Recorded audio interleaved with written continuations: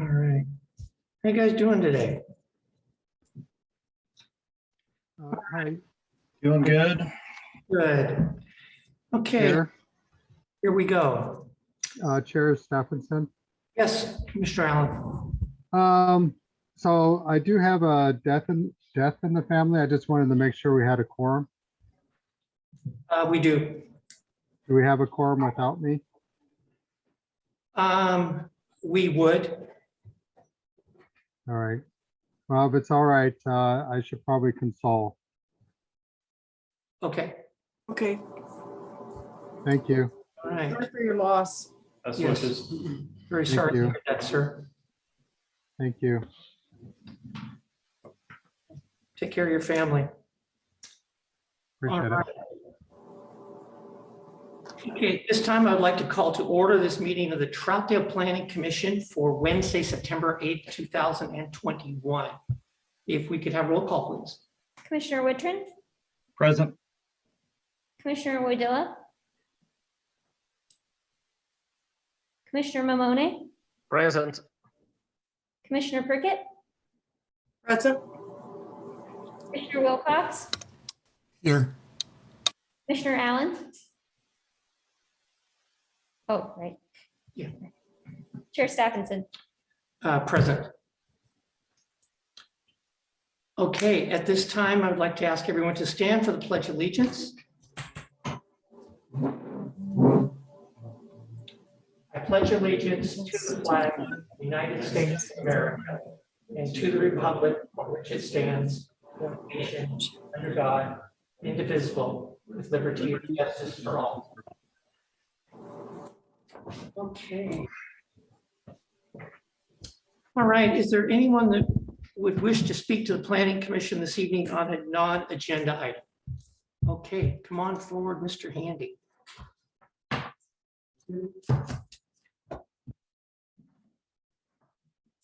One sec before you start there, I'm gonna redirect my camera.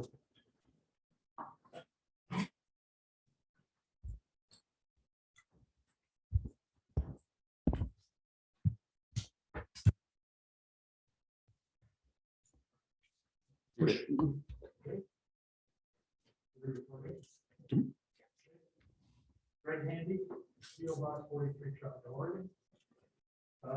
I would like to request some conversation on the use of Zoom transcription to be. Mr. Chair, my apologies. The audio is very, very disturbed. We catch a few words here and there and not very well.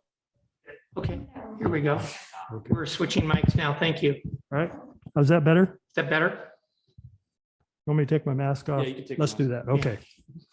I would like to hear some conversation on the, Is that better, everyone? Can you hear now? Okay. okay, thank you. On the use of Zoom transcription. It's my understanding that the technology is there to record all oral arguments, all oral testimony, so that it could be included in the entirety of the testimony and the record. Right now, we don't have that capabilities, although it is available if enabled through Zoom. ORS 192.750 provides language to implement that, and it specifically states, if I can read it here.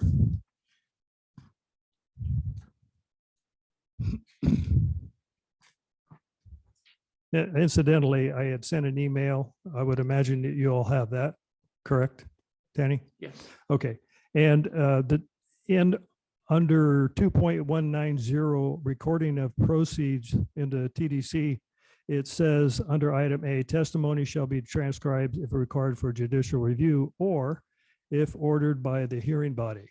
I think it would be a benefit to at least the hearing impaired to have oral testimony transcribed and made a part of the record.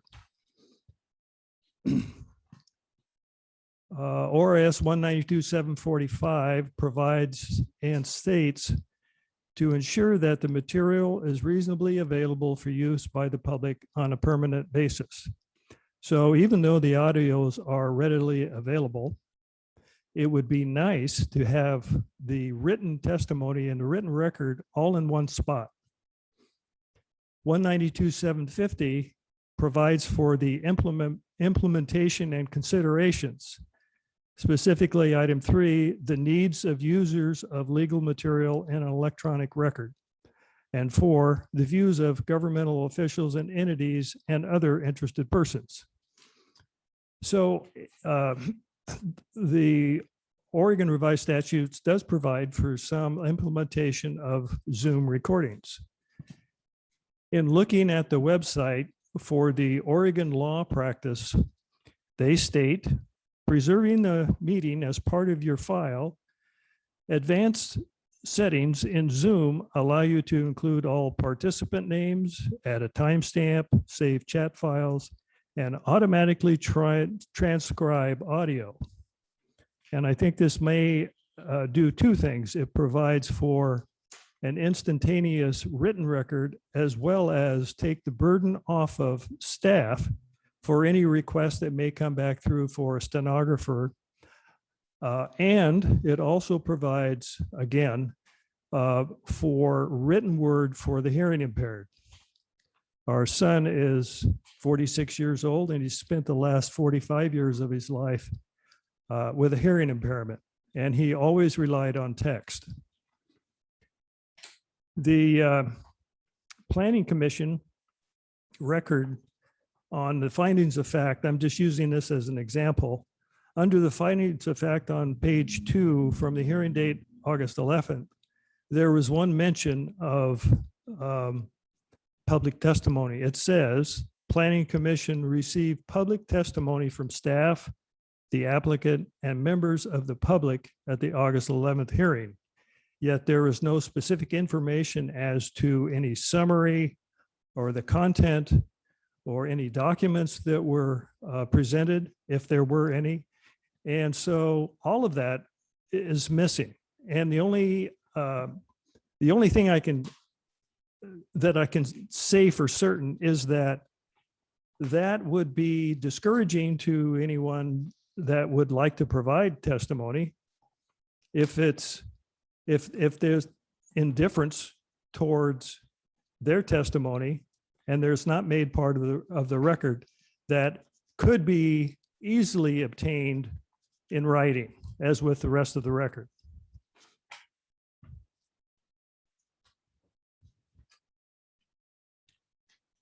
And that also brings the necessity to make sure that all the minutes, this is from 192.650. It says all minutes or recordings shall be available to the public within a reasonable time after the meeting and shall include at least the following information, including item D, the substance of any discussion on any matter, and E, a reference to any document discussed at the meeting. So I would strongly encourage this board to consider a Zoom transcription for the rest of their records. Thanks. Okay, thank you. And I guess, is there a deficit that you see? Yeah, all of the oral presentation from the August 11th and any that was presented from the August 25th is missing entirely from the record unless you have a recording. Now, I don't know, but I know for myself that if I want to find something quick, it's not going to be searching through an audio tape. It's very time consuming and you don't recall everything. The written word is the fastest way to find it. Transcriptions will put everything in a Word document, which can be transmitted in a PDF like all of the other documents. And I don't know the reason why we would want to exclude oral testimony any more than we would want to exclude any written testimony. I guess I'll just go ahead and respond. I don't think there's any testimony that's ever been excluded. These proceedings are televised. So they're videotaped. There's an audio tape and there's minutes. Tonight we have 2 meeting minutes. One is 17 pages and one's 19 pages to go through. And I've never seen a time when someone has testified and there's nothing in the record about it. So, I don't know how you would do that. So, well, I've just explained how to do it, is if you enable the audio on a Zoom meeting, it will automatically transcribe to the written word. No, I guess what I mean is these proceedings are recorded. And, So if someone testifies, I don't know how that doesn't become part of the record. oh, it's part of the record, but how easy is it? What's the accommodation? What's the best practices for recovering that information quickly? Is it through an audio tape or is it through the written word? If it's submitted to the public in a written document, it will always be in a written document. And all I'm saying is that this technology is available. Why not use it? Why not at least try it? Because I don't think you can recall what I said during the August 11th oral testimony any more than I can without either having it written down or to review the tape. And to review a tape is very time consuming. It is.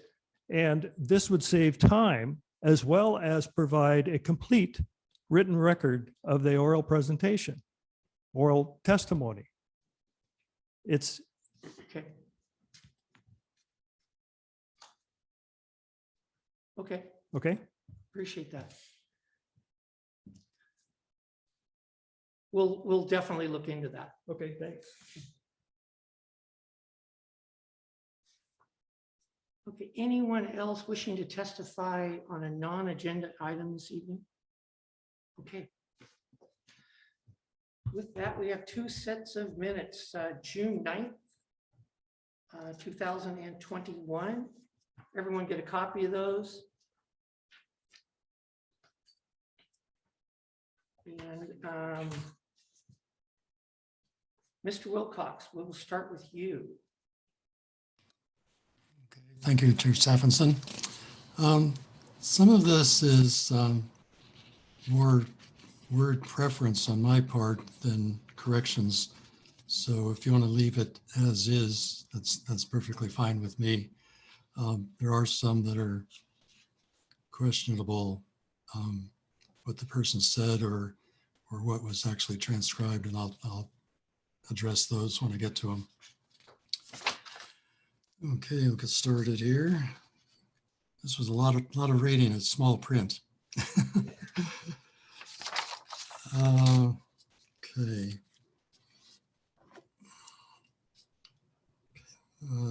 Oh, I did want to mention, I didn't find a single misspelling, which are actually the easiest to correct. So it's more challenging when there aren't any misspellings.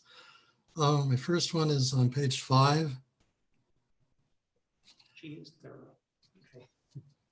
This is June 9th I'm looking at. Okay.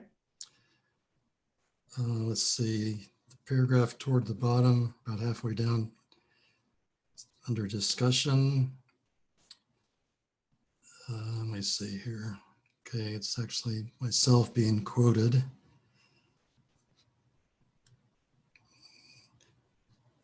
I'll just start at where the sentence starts. It seems that staff are allowing for a duplex wherein each side is on its own separate lot. There seems to actually, that seems to actually fall under the definition of a 2-unit townhouse. He thinks of a townhouse as a 2, 3, or 4-floored structured home. I reviewed the tape on this, and I didn't actually go as high as 4 stories. So that would be the main correction, just stop at 3 stories on the townhouse. And maybe it's changed structured home to structure. And the very next one would be the very last paragraph on the same page. Last line, Well, it starts with junkyard, as the commissioner suggested, opens itself to most interpretations. That should probably be the word more rather than most. That was Mr. Mamoni speaking, if he wants to address that.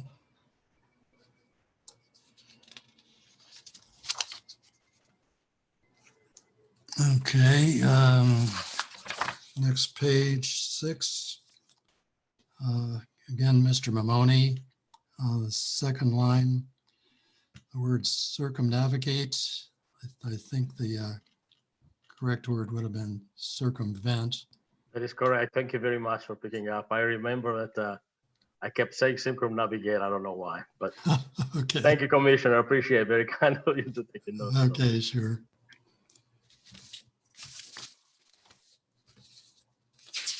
Okay, let me find the next page here.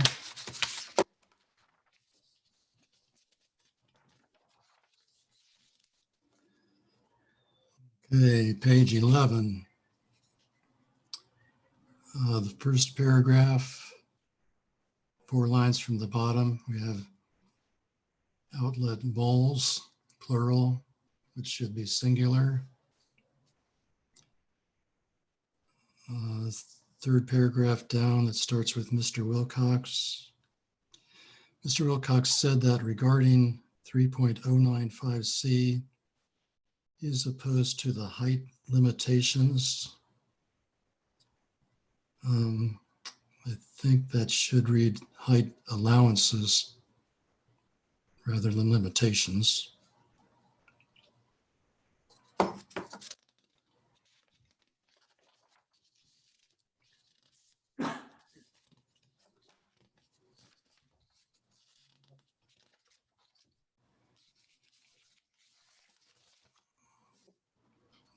Okay, on to page 16. This one raises a couple issues. First is some of the stuff I'm having to consult the audio to track it down to see if it's a transcription error or a speaker's error. And as Mr. Handy was actually alluding to, it's really hard to track down something in an audio. It would help me personally anyway if there were timestamps somewhere along the way, maybe every half hour or when the subject changes, but it's kind of hit and miss trying to track something down, randomly when it's not, the transcription isn't verbatim. So you're kind of trying to match up the text with the audio. It can be kind of challenging. Anyway, to that point, the third line down under discussion, very end of the line, it says Cherry Park Homes. I think that should be Eagle Ridge Apartments. Mr. Damkin can That's correct. Yep. confirm that. Okay. Let's see. Okay, the second paragraph from the bottom starts with Mr. Wilcox. Let's see. Where it says he thinks they're comparable. Actually, I think I said earlier that Fairview's parking requirements are actually substantially less than Troutdale's. So that should be changed.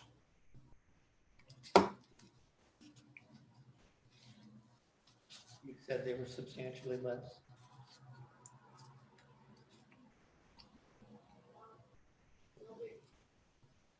Right, yeah.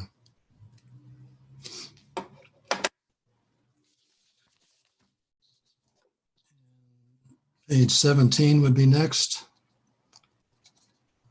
Let's see, the fourth paragraph that starts with Mr. Wilcox, 4 lines down, about halfway across the line, it says they want to reduce, looks like, I don't know whether that's a comma or a period, it looks like 41,000 units as written.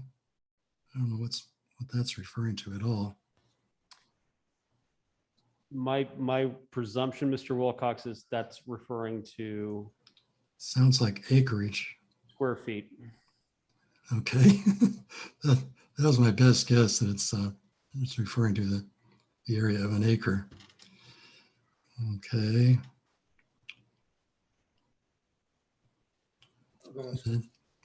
And the very next line says you get 50% more of a footprint. I think it should probably read more clearly as 50% more out of a footprint. And then a couple paragraphs down where it begins with Mr. Damkin, that 41,000 units repeats again. Mr. Wilcox, can you go back to the previous comment? We were just trying to catch up with you. Oh, sure. Line that starts, Mr. Wilcox said that with A2 housing, if you go up 3 stories, you get 50% more of a footprint. I was thinking it should say more out of a footprint. Thank you. Okay, then we had 41,000 repeated again, a couple paragraphs down. I think that's the end of that set of minutes.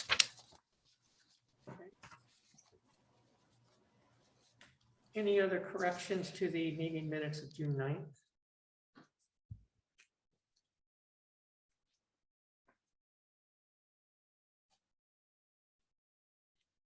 Hearing none, how about a motion to approve? Mr. Chair, Commissioner Prickett. I move that we accept the minutes for June 9th, 2021 regular meeting of the Troutdale Plan Commission as amended. Second that. Okay, we have a motion by Commissioner Prickett. All those in favor signify by saying aye. Aye. Aye. Aye. Opposed? Okay. Moving right along, July 14th, 2021. Mr. Wilcox, please.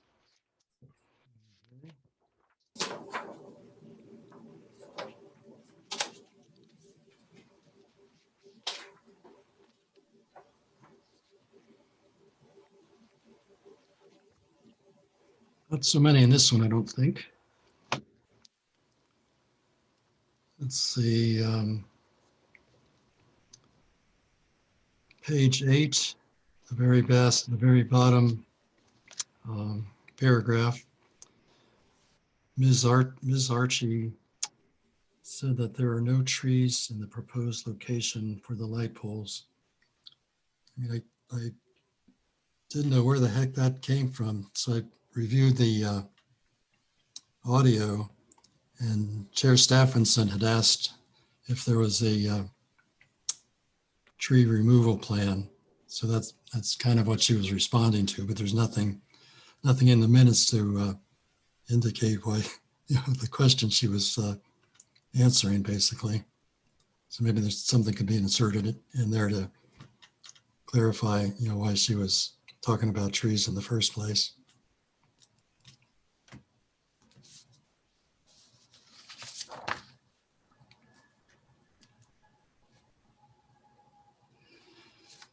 Okay, page 9. I also confirmed this by listening to the audio. The 4th paragraph down that starts with Mr. Wilcox. 3rd line starts extended hours, but the next paragraph says that the operating hours are from dusk to dawn. I actually said dusk to 9 p.m., which is what their letters stated. Shouldn't have been dusk to dawn.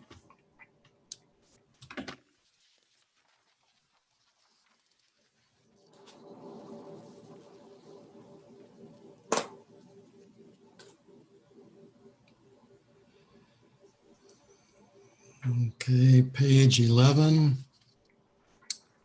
The large paragraph, the second from the bottom, 4 lines up.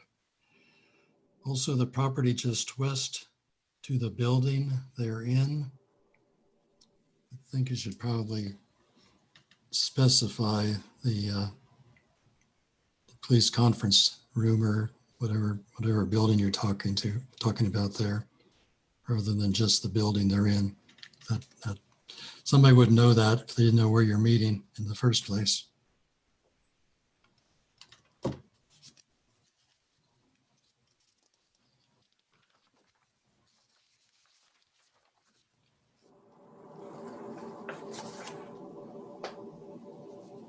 And that phrase repeats again at the very top of page 12, that building.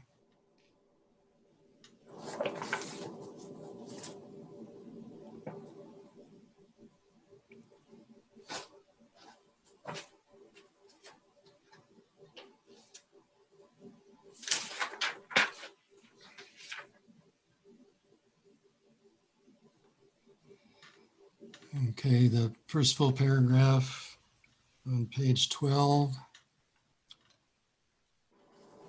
That last sentence, in fact, technically we're talking about the food cart pod. In fact, technically they didn't have required parking. I think that's should read something to the effect that they weren't required to have parking.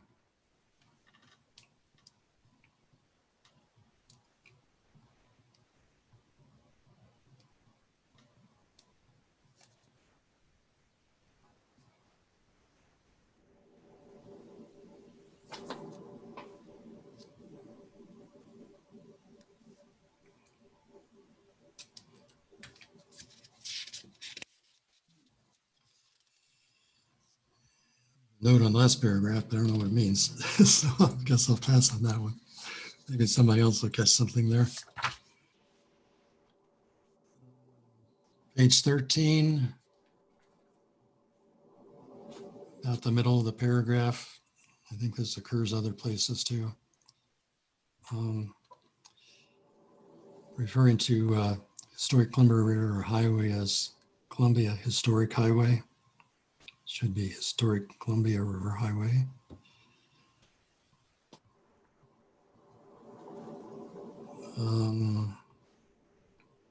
About the fourth or fifth paragraph down that starts with Mr. Damkin.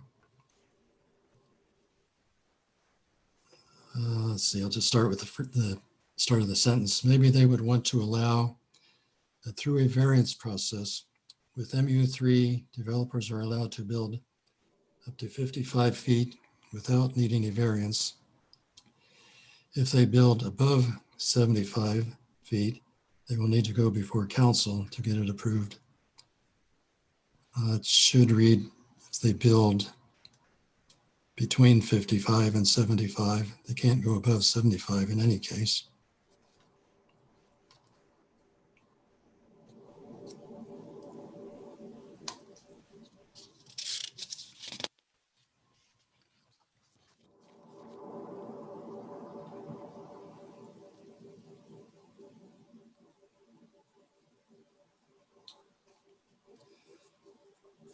Okay, page 14.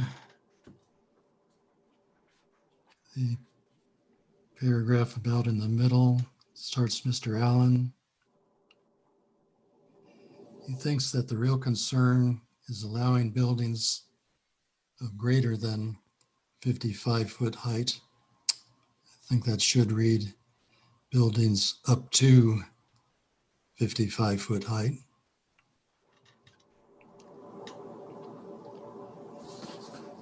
And then the very next paragraph, the bottom line,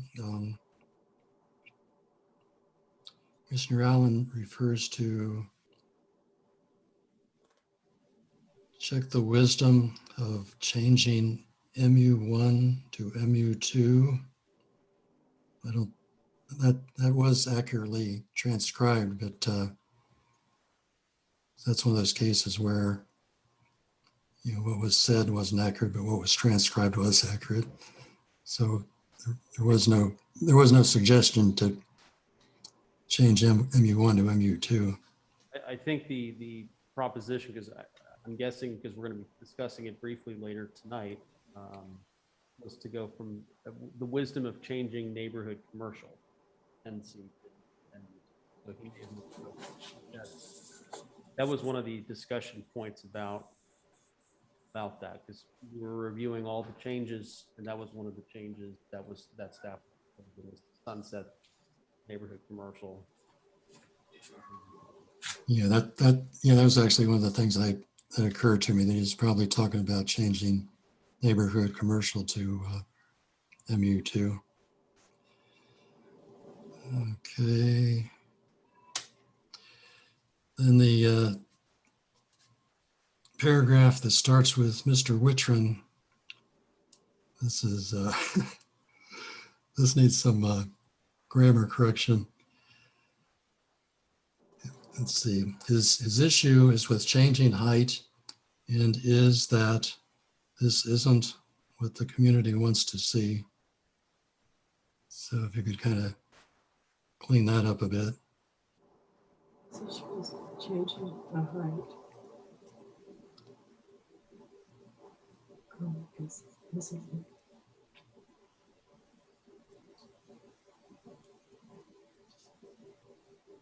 Maybe completely eliminate is that this and isn't what.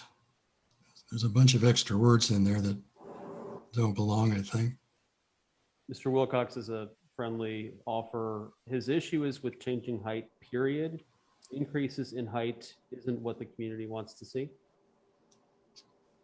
And I guess, Mr. Wittrin, since that was your comment, does that match your intent? Yeah, what you're saying there, Chris, does match my intent. Correct. Okay, got that one.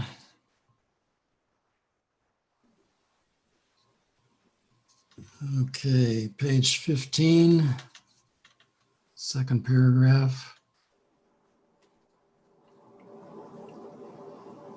Toward the end of the second line, it says it would be up to them to decide. Should probably specify who them is. I think you're talking about the city council. Wouldn't it be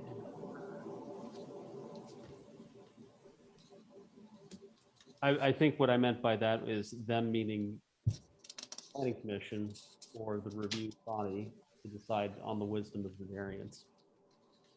That was my, I think, intent, unless the recording suggested otherwise.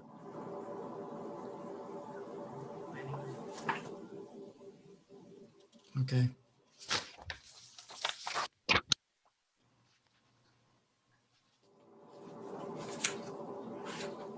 And then page 16, the second paragraph from the bottom, Columbia Historic Highway needs to be corrected again. That's the end of it.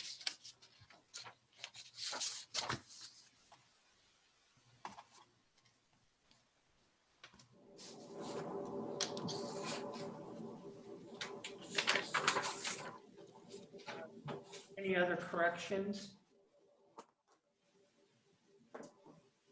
I have one back on page 12, last paragraph, second line down. Commented this was a tough decision because two of the properties they're discussing are owned by counselors. Obviously,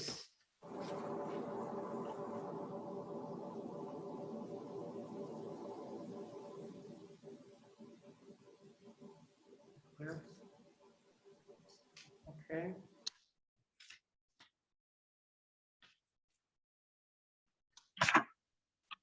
Any other corrections?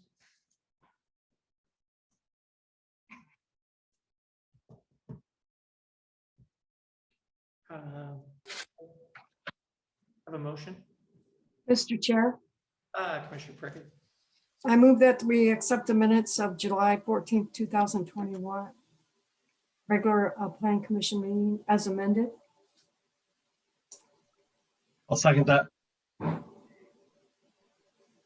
Name two culprits. Motion by Commissioner Prickett, second by Commissioner Wittrin to approve the minutes of July 14th, 2021 as amended. All those in favor signify by saying aye. Aye. Aye. Okay. Moving right along. Did everyone receive a letter dated September 2nd? No. That was not included in the packet, Mr. Chair. That arrived after the packet was presented. Okay. Would you like staff to take this next item to lead or introduce it? You can go ahead. We have a request that came in to staff. And so that's what we're addressing now. Yes. Okay, go ahead. This is item number 4A and then potentially 4B, depending on how the motion on 4A goes. The applicants of the Fox Ridge Apartments, that was the land use case file you had the last two meetings, which the application was turned down. We are still in the active appeal period for the applicant. The applicant was able to consult with their development team and their consultants, and they have effectively told us that they believe they can make appropriate changes on concerns regarding the density provisions, which was the written reason, the written finding as to why the application was denied by the Planning Commission. There is a provision in the Planning Commission bylaws that allows the Planning Commission to reconsider a question at a subsequent meeting by any planning commissioner if they bring it up in motion. So the question before the Planning Commission tonight is whether or not the new facts of the matter that are still related to the existing case file that is currently in this period for consideration of an appeal, or can be newly presented to the Planning Commission at a future date. So the question before the commission is, does the commission wish to reconsider the question and therefore allow for a future public hearing to be potentially scheduled on September 22nd, 2 weeks from tonight? And I believe that it needs to be brought by the prevailing side. No, at this meeting, either the prevailing side or the losing side can bring this matter up. A reconsideration of a vote, and this is for any action, not just for a land use action. Reconsiderations can be brought up by the prevailing side at any time by any party at a subsequent meeting on a previous question entertained by the Planning Commission. So if there is that desire, a motion can be made by any planning commissioner at this time. And this would be a reconsideration of the case files, your first motion. If that motion carries, then the second motion would be then to set it for a date certain for a public hearing, September 22nd, 2 weeks from tonight. If the motion is turned down, there is no second motion on it, and the applicant still retains rights of an appeal, which expire in 2 days. If the motion carries, it effectively pushes pause on that and allows the applicant to reintroduce this motion before you 2 weeks from tonight.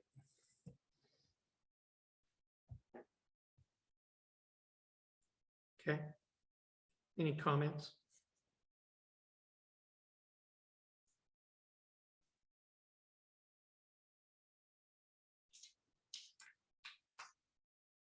Don't all speak at once. Well, yeah, it was a close vote, to say the least.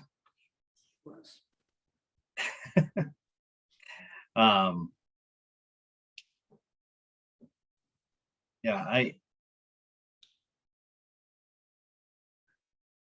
I do feel like there could have been more said. I feel like some of the commissioners were a little bit more close to be on the fence either way. But you know, I was part of that losing team, so I mean, I would be open to reconsider the case file, but once again, I was not in the majority. Okay. I would agree with your comments. It was a very close vote. I hate 4-3. I really do. But it was very close, and the applicant has indicated that they have revisited their application to modify it to address the concerns the Planning Commission had.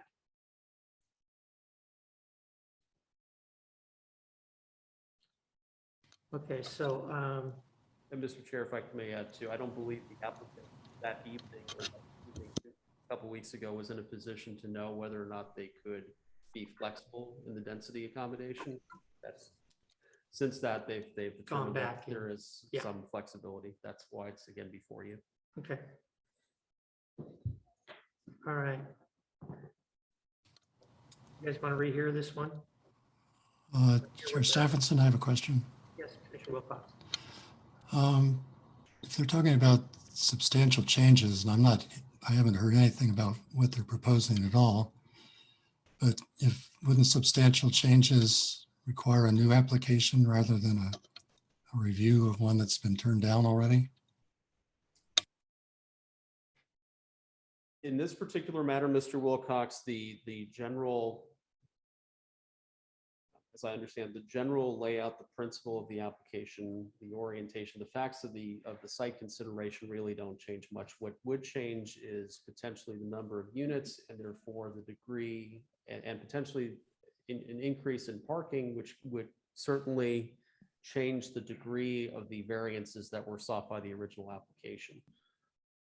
So it doesn't change the land use. It doesn't fundamentally change a significant amount of the site plan layout. It's talking about effectively a surgical change, which more often than not, if had it been approved, can sometimes be handled administratively in typical cases. So the facts or the general application itself doesn't change. The potential degree of the variances being sought and the potential rationale for Planning Commission turning down the application is now kind of in question, or would be back in question if you agree to hear it again. But to your point, Mr. Wilcox, the applicant could also turn in a brand new application as well too. This effectively does save some time. It is still kind of in the public mindset, both for the Planning Commission as well as for notified parties, including neighbors and interest groups. And again, you have this legislative tool through your bylaws to do this. Mr. Chair, if I may, obviously, I would politely disagree with the assessment. I think that if there is some change in the application, that is substantial change. It is really a different application, first of all. And that's my personal opinion, of course. My experience seems to suggest that once we deviate at a certain level by what was proposed, it's really de facto a new application. But I am personally opposed about the Planning Commission reimpose on itself a review of this application. There is a protocol established, implicit.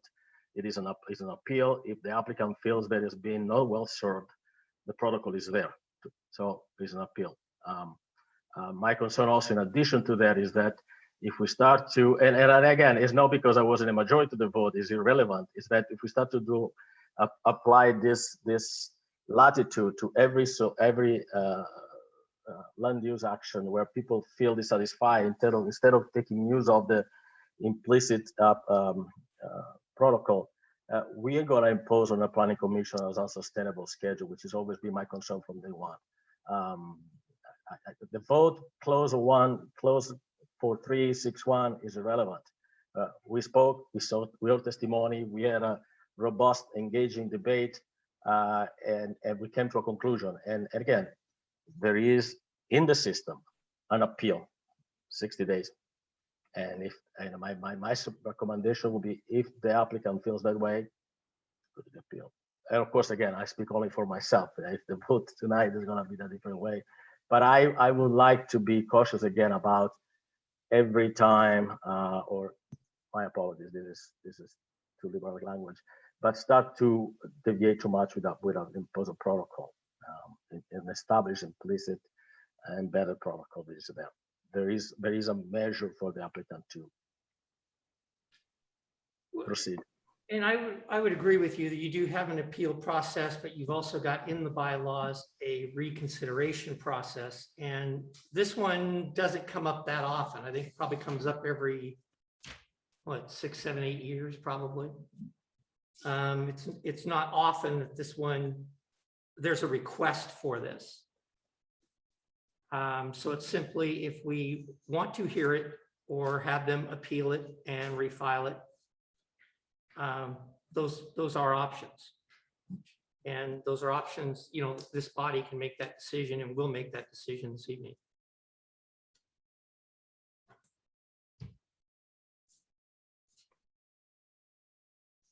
Okay. So I guess is there a motion to reconsider? Or not? I will make a motion to reconsider case file LU 00102021 Fox Ridge Apartments. Okay.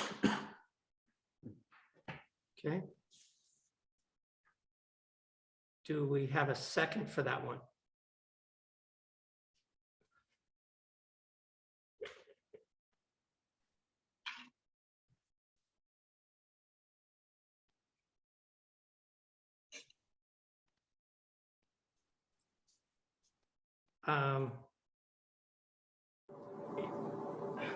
Mr. Prickett?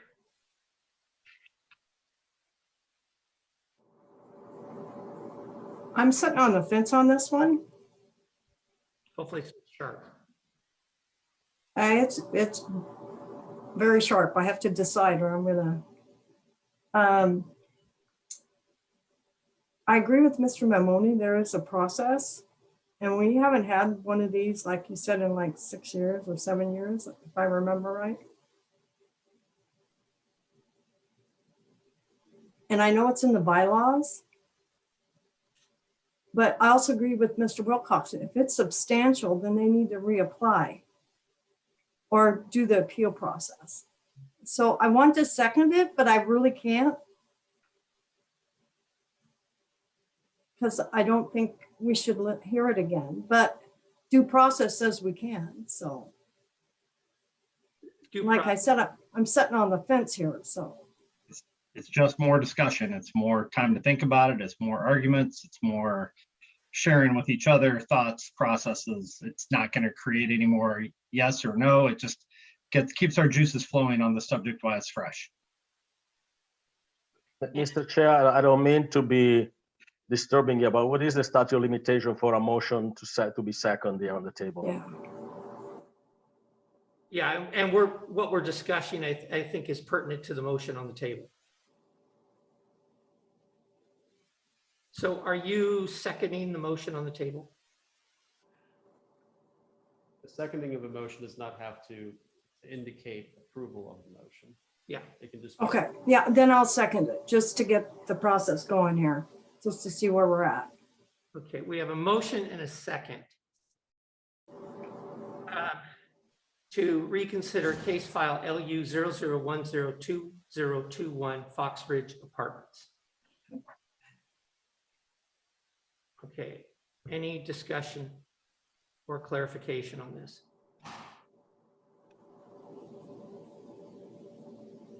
All right. Commissioner Wittrin, Yes. Commissioner Wilcox,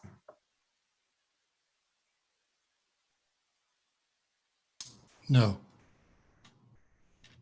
Commissioner Mamoni, No. Commissioner Prickett, No, Yes. okay, it's close. Motion fails. The second motion does not need to be entered. There would not be a reconsideration. The applicant, we will consult with the applicant on their options moving forward. There is a chance if it is appealed, it will go to planning, city council. The city council, just as a reminder, has a right to remand an application back to the planning commission. So it could be back in your lap if they elect to go the appeal route. And the applicant will weigh their options and will update the body accordingly. Okay. Okay, thank you. Okay, moving right along. Next item is electrifying. Next item is electrification. It's electric. I'm sorry, I had to make the joke. I know it. Give me one moment, Mr. Chair, to pull up our presentation.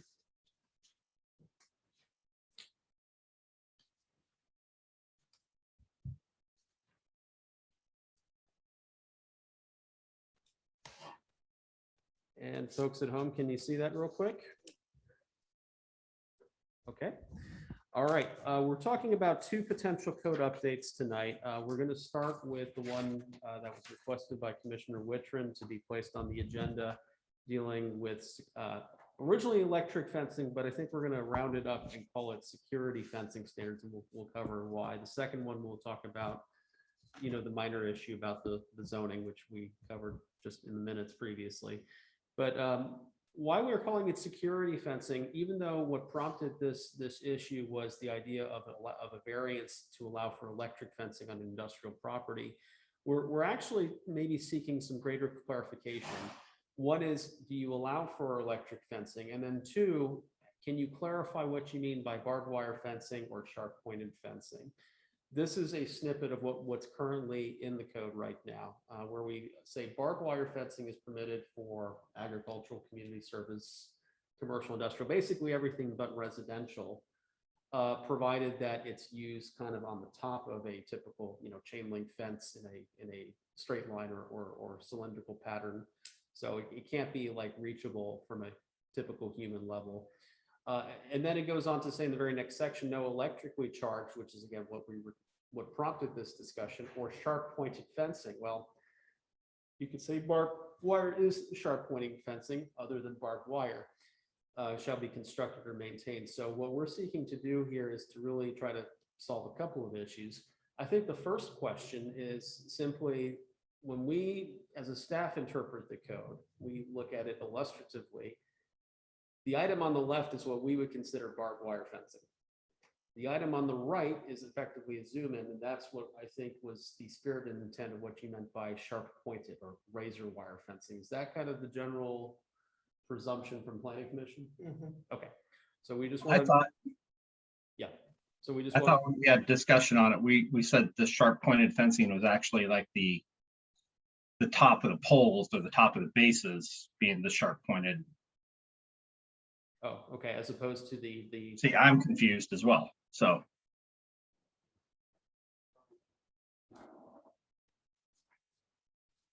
But I guess we all need clarification. Yeah, which is why we're seeking the following for discussion tonight, is to create these definitions which help staff and help you guys better articulate what your preferences are. So we would suggest or propose that when you have your text amendment, you define what an electric fence is. This is, and the sub bullet points here are just an opening salvo as far as kind of a proposed definition by us. There are certainly others and they are amendable. Define what barbed wire fencing is and define razor wire fencing on that. And I guess if we need to define anything further based on Commissioner Wittrin's comment just there, we certainly can do it. Then the second item really is to review, what sort of allowances you're willing to have for security fencing. So if we're looking at those three broad security fencing categories, we're talking about electric, which this would be newly proposed, where you would allow it, but you would allow it maybe in certain geographic restrictions. Maybe, and again, this is just the opening offer. This is certainly editable by you here in this work session. Our presumption is you would want it around impound areas or maybe non-public facing areas only. The charge level, which was a concern that came up in the variance application, would not cause undue injury, but would definitely, you would feel it. It would be a zap. It would be a shock. The initial proposal called for the industrial areas. So those areas effectively north of the freeway is what we're mostly talking about. And you can see there are two highlights of properties where you have allowed electric fencing through the variance process, but just highlighted the other areas north of the freeway for context. There's also a small industrial area over where Wolcott Plumbing is located off Historic Lumber Highway, which would also fall under that standard. And I guess maybe the broader question you can ask yourselves tonight is, do you just limit it to industrially zoned properties, or do you allow it in certain other areas? And if you do, what's your comfort level there? The barbed wire standards would effectively remain the same. It would just, and the razor wire standard, we would just say effectively is prohibited, because that was our presumption of, and basically how staff has been interpreting the code thus far. So that's kind of where we're leaving it, Mr. Chair. Whatever and however you want to start this discussion, back to you. Okay. And I'll give me one moment to split screen here, and I'll go back to the slide so you folks can see that while we're. Looks like Commissioner Wilcox is chomping at the bit. Yes. Actually, last time we talked about this with the barbed wire versus the razor wire and the sharp pointed, I think what Commissioner Wittrin was saying a minute ago was sharp pointed was more like a spike at the top, kind of spikes along a fence top, which I don't see any photos of, but Like a steel picket type of fence. yeah, exactly. Yeah. And I also wanted to point out that the Troutdale Airport Storage has razor wire on top of their barbed wire. So I don't know whether that was allowed or not, but it's there. So I would either create a new classification of razor wire or just lump razor wire in with barbed wire. I consider those equivalent.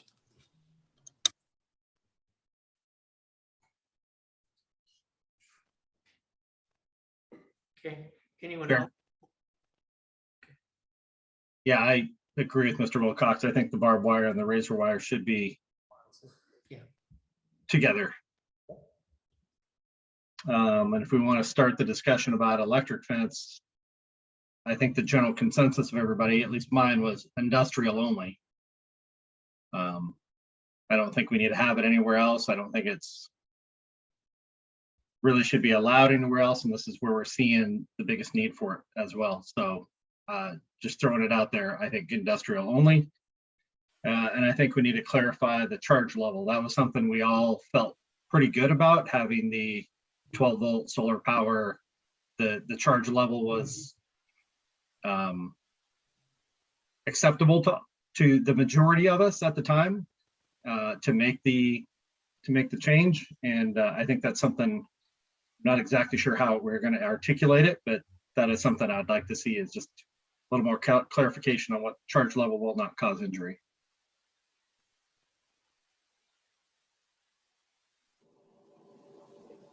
Anyone else? Mr. Chair, Oh, Commissioner Prickett.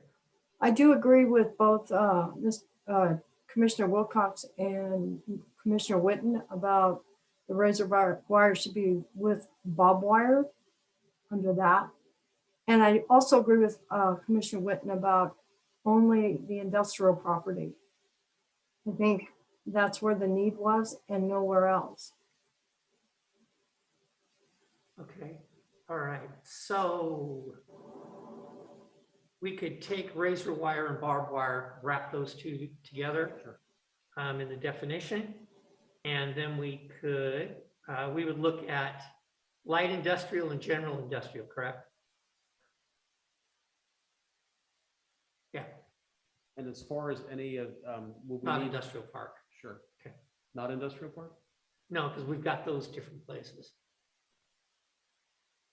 Okay, we only have one property currently zoned, and that is down off Troutdale Road, which is community college owned property. Right. I just think that's in more of a residential area. Sure. Unintended consequences. Sure. And then the other one is will not cause injury, like hair permanently standing on end. There should be some way we could have Because at what point do you cause injury? I mean, we don't know. I mean, it could be. But I agree, 12 volts is enough. You don't need more than 12 volts. But I don't know what the current, I don't know how high you can go without causing some kind of injury. We can go back to review the case file because the consultants had made mention about what acceptable levels or are tolerable levels. All right, that would be good. Equivalent of a 9-volt battery or something. I'm sorry, Commissioner Prickett. That would be good if we could do that. Okay. All right. Regarding the sharply pointed, going back to this section here, sharp pointed fencing, is there any way we can expand that? Maybe if we don't need a definition for that, but to clarify what we mean in code by that we're not talking about razor wire?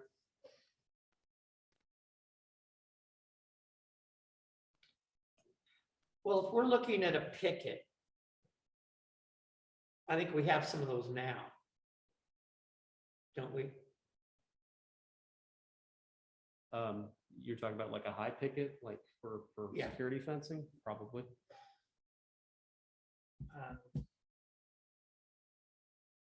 What's everybody's thoughts on removing that? I'm game. I'm game. Good here. I'm good. Okay. So Struck through. All right. As far as timing is concerned, is there any further discussion needed? I think we have our marching orders. We'd be prepared to take it to a text amendment level and have a hearing next unless there's any further discussion on that. can we wrap it in with something else? You mean another item? When we have another text amendment to do, can we package this up with? Oh, it? it would be, yeah, we would try to do it the same night. as Okay. another text amendment. Okay. And just to clarify, then we're just light industrial, general industrial, right? Correct. Okay, just make sure we're all in agreement. Looking at head shakes. Chair Stephenson, Yes, Commissioner Wilcox. I actually have an issue with the electric fence in and of itself. I voted against Sturgeon Electric getting it. This might be a little weird sounding, but my issue with electric fencing is that as opposed to barbed wire and razor wire, person standing on the ground looking at barbed wire, razor wire, they have half a brain, they know they don't want to tangle with that stuff. An electric fence requires a sign warning people to stay away from it. And I looked at the Reynolds High School District website recently, and they say there are 61 languages in the district. So are you going to post a sign, 61 signs with 61 different languages warning people to stay away? Mr. Chair, isn't there a universal sign for electrical? Yes. Universal sign, and I think our primary charge is to communicate in the primary language. If we have warning or no trespassing signs, historically, we've done it English and Spanish, like the two, well, English is the predominant, but Spanish. There are also universal based signs that triangle and show the voltage and current amounts, basically. That was what the applicant actually showed on their plan. They showed a drawing of what that sign would have to look like. I always think it's a tough lift if you go to a country and you bring your language and you want them to communicate to you in their language. That's a hard one.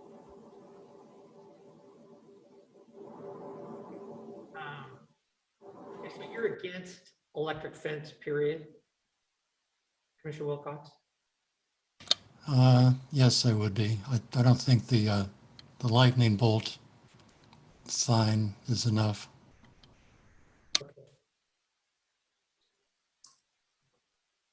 was originally against it. You guys beat me into submission. And I will say I've actually gone down there and looked at some of the holes they're cutting in fences and some of the substantial losses that the property owners and businesses have suffered with. Frankly, as a community, we don't have a great answer for them.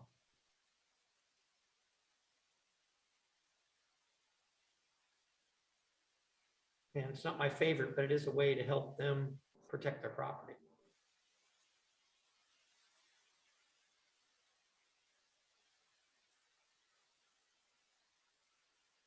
Okay.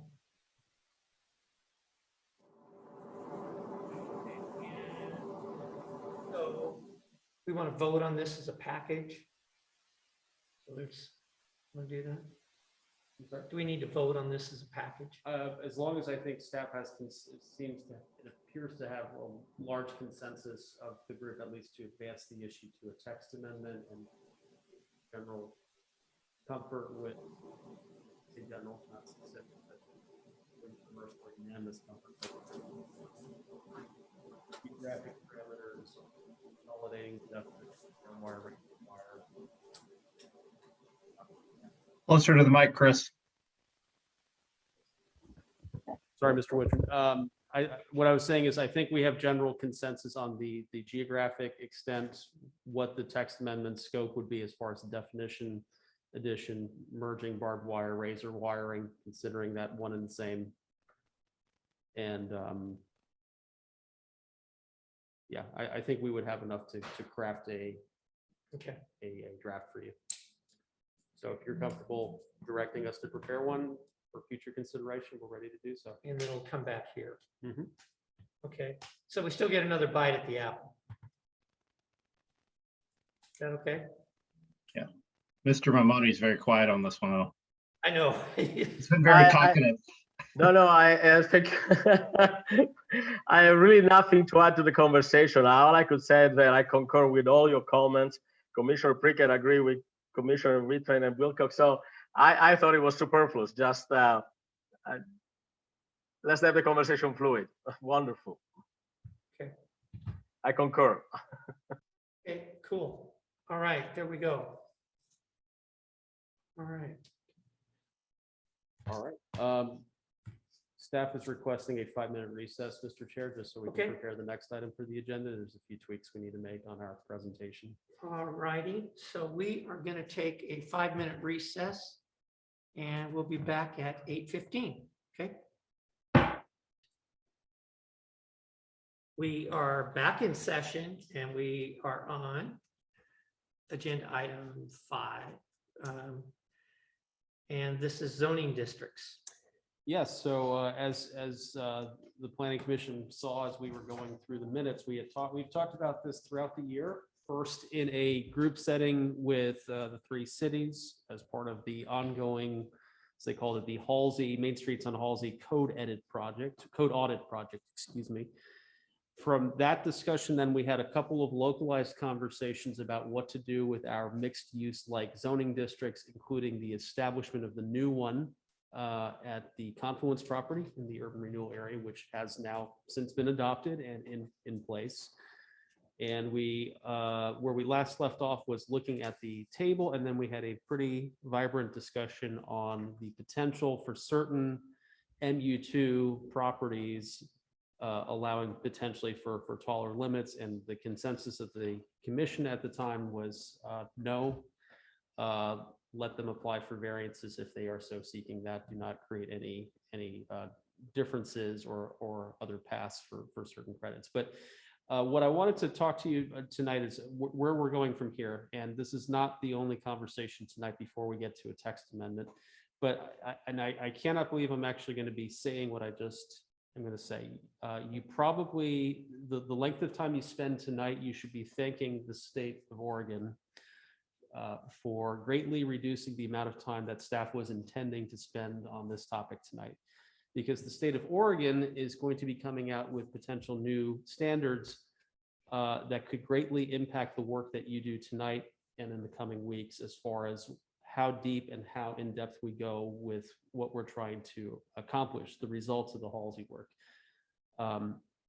It is coming down to potential changes that are coming from climate resiliency policies from a governor's executive order, and it is affecting pretty much every city in any major metropolitan region, not just our metro, but even the smaller metros around the state. We don't have a full update and we don't have a lot of information right now that's concrete, but what we don't want to do is waste a lot of your time and frankly, a lot of staff time trying to descend into the particulars of a potential text amendment when all the work we could be we are accomplishing could be superseded or would have to be revisited maybe a year from now. And I'm sorry to be the bearer of that news, but it will make for a shorter evening tonight. So tonight, what we want to do is focus on a couple of bigger picture questions that will hopefully tailor the conversation subsequently. And by the time we have those conversations subsequently, we may be able to give you greater idea and greater feedback on what the state mandates might impact or how they might impact what we have to ultimately decide on. So I know I'm being a little vague, but if you take anything from that opening spiel, know that you've got a shorter evening tonight than we had anticipated. With that, let's dive in and discuss this. Is there any of this that will not be affected by what the state is doing? Too early to determine. Okay. One of the things that is a little frustrating with this one is that unlike previous recent state interventions in local zoning, whether it be housing or largely housing, this is stemming from a executive order as opposed to a House bill or a Senate bill where there's at least an understanding of what is to be changed and by what certain date. When you have an executive order like this, effectively the changes that are being made go straight to a rulemaking committee that the State Department of Land Conservation and Development puts together. They get information, there's a feedback loop, they write the rules, and then they ask the cities and other parties to respond to those rules, and then they refine those rules. So we have not seen a full refinement of those rules, and whether or not, quite frankly, it even applies to us, because up until a few weeks ago, we didn't even know this committee existed. And we also didn't know or didn't believe that any of the work that came from this executive order would impact cities in our region, but apparently it is. So there's a little bit of a political spin to that, and we will probably inform Councillor Glantz and the rest of the council about this in a short while. But since you're doing the legwork on zoning refinements and that there's a potential for significant zoning changes to our code, we don't want to get into the details tonight because there's not a finished project or product to respond to or to argue about at this point. Okay, so in the last 3 years, the city's formed the town center committee and written a town center plan, first time in 20 years. Yep. Or first time in 20 years. That First time works in 20 been years, done. yeah. And we've also partnered with Fairview and with Village to do Main Streets on Halsey, Mhm. right? Correct. So I guess the question I would have is who from the governor's tribe has been communicating with you or someone on your team as far as what we've been doing here to make sure that this gets, all of that work gets incorporated into what they're doing? It's a great question, and I don't have an answer for you. But I can tell you that among the 25 cities in the metro region, we have certain projects and certain things each cities have. I mean, yes, as you just mentioned, we've done things internally. We've done things with Fairview and Wood Village in partnership. You know, you can say the same thing about cities in Washington County and in Clackamas County. Each city in the metro region has certain expectations, not just assumed by the state, but also assumed by Metro and to to have certain planning goals fulfilled, to have certain things in your code, to work frankly for the same goals that this executive order is allegedly trying to solve. And that is, in this case, develop, as they're calling it, and their quotes, not mine, climate friendly communities. But from the rulemaking committee perspective, what we see from our vantage point, this is a staff opinion, I want to be clear, we have not seen adequate representation from the cities because frankly, I don't believe we were invited to that discussion to begin with. Which cities are represented? I don't even know, do you recall, Amber or Alex? There was a list, I think McMinnville was on there and maybe Kaiser. Oh, they're right close. Okay, good. Right, there was some here and there, I don't remember. But this is a committee of 35, 40 people, and there were three local government representatives basically on this. How many from Metro? One, but apparently the Metro person, from what they're telling us, they did not presume that these standards would apply to the Metro city. So there's a little bit of confusion back and forth between the Metro and the state, quite frankly, about what the state is proposing, if it even applies to us or not. But what we don't want to do is get ourselves into a deep conversation about revising parts of our code if there could be a bigger revision a year from now, if it in fact does apply to us. Well, and that's, I guess, kind of where I'm going is it's a little confusing because Metro's job is land use. And if the state's circumventing them, what is Metro's role then? I mean, if the state's taking on land use, you could probably save some money and get rid of Metro. Or Metro could take it on, and you could get rid of the state.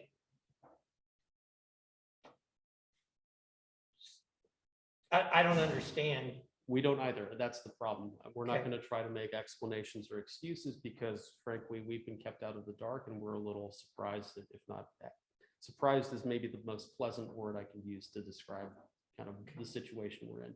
So I know this is all very confusing and we're not trying to confuse you all, but the critical thing to know is that the work plan that we had presumed we would do for tonight and for 2 weeks from now has been upended because of uncertainty from the state and some of these things that have stemmed from an executive order, which could impact our development code and what we have to presumably do to amend our development code to meet this executive order.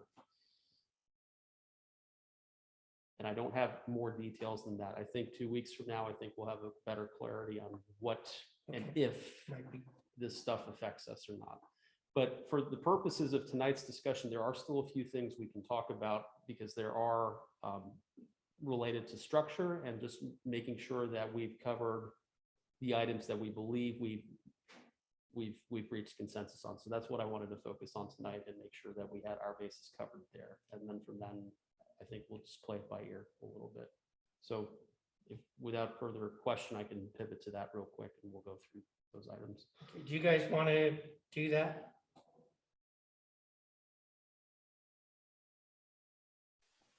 I'm good here. Me too. Okay, proceed. All right. Okay. You know what I'd like to do? I know what you would like to do, but you can't do that tonight. I'm sorry. All right. Just as long as we're clear. Okay. So again, just 3 slides here just to kind of discuss. This is again kind of a summary of kind of the 3 things we are hoping to accomplish ultimately with and removing this whole state boogeyman out of the way for just a moment. Going into tonight, these were our presumed tasks. We wanted to identify and provide distinction among the mixed-use zoning districts, which was again to consider the renaming of CBD to MU1, the renaming of MOH to MU2. We've already established the MU3, so that explains the desire to have kind of a consistent name. You group the 3 mixed-use zoning districts in a similar naming pattern.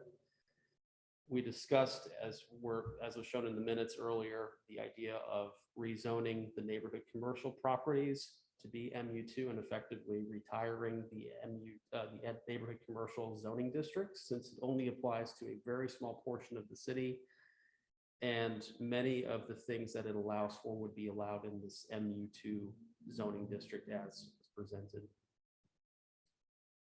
In earlier conversations, we had talked, and this was as we were framing what would be allowed or permitted within the MU3 zoning district. We had gone through a couple iterations of the table, a use table to show what preferred land uses were with MU1 and MU2 when you compare it to MU3. So we've had partial completion on that. The item in red there under that section is these are related to structure, meaning where does it physically reside in the development code? It seems like a minute point that only the planners themselves would be concerned, but it actually does have some bearing. And where do you position design and performance standards? And then the third leg of this is the actual content, the actual things, the suggestions that the Halsey audit showed, the suggestions that maybe staff has, and then ultimately where you want to go as a planning commission to see what is allowable or what shouldn't be in there. What, the actual content still also remains to be a to-do item. So when we're talking about consolidating standards, there's 3 reasons why we want to do this. One is the Main Streets on Halsey project introduced this idea of a storefront district, a geographic thing. And when we say storefront district, it's not necessarily a zoning district, it's more of a design district. So the ideas on building orientation, facade treatments, roof, things of that nature would be applied to a district. That district, however, does not neatly overlay with our existing central business district because we do actually have existing design standards for the CBD. Mhm. But in this case, this storefront district could potentially include properties that are not in the CBD. It could include properties that will ultimately be zoned MU2. So the other thing which has also kind of been problematic is the existing standards that you do have, the design standards are situated in an appendix that oftentimes gets overlooked by people when they're considering development. Would it not be better to incorporate those standards into a chapter or into a section of the code? So we would seek to remove an appendix reference and bring it actually in so it doesn't get overlooked or forgotten about. They overlooked that. Yes. And then the third is there are actually some overlapping standards with the design districts for the zoning district, and then one that we have for the greater town center area. So we would seek to try to provide clarity on it. So there's 4 potential solutions that staff can provide. And why we need your direction on that is ultimately, as we're putting a draft together and doing red lines, it just helps to have knowledge which section we're editing or which chapter we might be editing. So the 4 options you have is that you can place these design standards because overwhelmingly they would affect the MU1 district, the central business district. You can place them in there, but keep in mind that you will have other parts, you will potentially have other property zones, something else that will have to look into those standards. So you have some references to make, and then you'll again have the possibility that people might overlook them. You can choose to amend the town center overlay district, but in this situation, you have kind of the opposite problem because you have zones within the town center district which would not be required to adopt these design standards into a development proposal. So in that case, it could be misconstrued for something, oh, I have to do all these treatments. Well, no, you don't. You're just building a single family home in a single family zoning district. You don't have to do that. So that's the deterrent there. You could create a new zoning overlay, but then you have an overlay within an overlay, and that could also be seen as administratively difficult and potentially scare off even folks because they may just see, oh, I'm having to jump through 3 hoops now instead of potentially 2 hoops. And then the 4th option, which is our preference as a staff, is you have a chapter in the development code for site orientation and design standards. You use that chapter when you're evaluating multifamily development. That presents a very clear and obvious landing spot to move orientation and design standards into that chapter, and we would just create a new section in there, 8.100. But ultimately, it is it's ultimately council's decision, but it's your council to council that determines how we structure this code. The staff preferences for that fourth item, we would just seek clarification on what you all would want to do. And yes, it's very technical, but it is substantially important as far as how we present you the information ultimately. So having this question answered now is pretty important. Mr. Chair. Yes, Commissioner Mamani. Thank you. If I may, Chris, as a practitioner as you are, I think for a level of self-interest, what is important to me is when I'm a practitioner, not with my hat of commissioner, is that the code be prescriptive, clear enough, and extremely intuitive. In some respect, I have preference, personal level, that each section of the code, each district be fully comprehensive. And that's why I really appreciate your thought about remove those appendix. They are the corner most often overlooked, and introduce them within design standard. But I would like to suggest something. Of course, my colleague commissioner to agree here is that it seems to me that this time we need guidance from you, and not because from a technical level, is from a simple level that you are the person with your staff that uses day in and day out the code, and so you have already established preference, understanding assets and liability of the way the code is structured, and your preference were you to be a benevolent dictator with no bosses, how you would like to establish this book.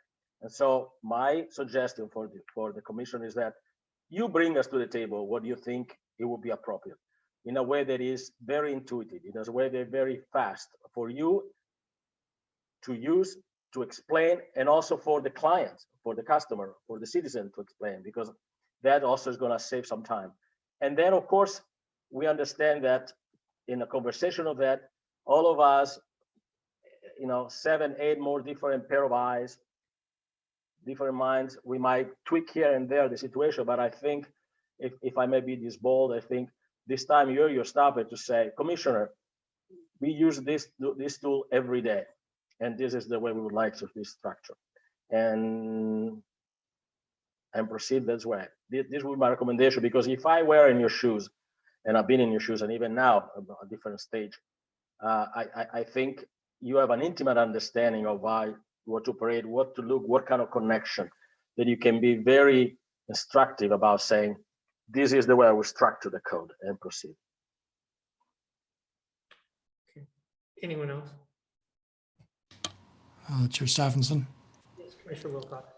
I have a question for Chris. You referred to Central Business District design standards. I'm only seeing the word standards on the screen. What I'm getting at is I'm not aware of any actual design standards for downtown. The city of Sandy has what they call Sandy style, which applies to everything from McDonald's, Taco Bell, even gas stations. But I'm not aware of anything like that for downtown Troutdale. For example, the 2nd Street townhouses, they don't exactly match the businesses on the north side. Sure. If I may, Commissioner Wilcox, let me pull up that section in code so we can reference it. Appendix A. Yep. Here, we'll have it on screen here. Now, it is certainly not as prescriptive as the Sandy one. It wasn't intended to ever really be that. However, it was intended to, and it says it right here in the purpose statement about midway down, existing buildings in the downtown area reflect architectural styles that were popular during the early to mid 20th century. It is the desire of the city to have buildings conform to architectural styles of this era.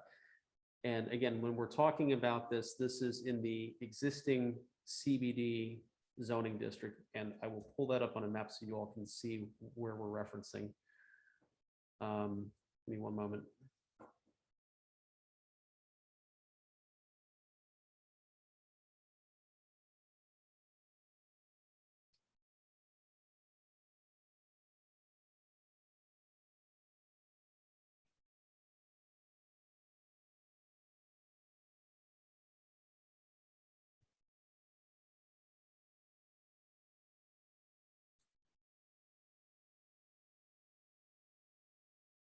almost there. Sorry, folks.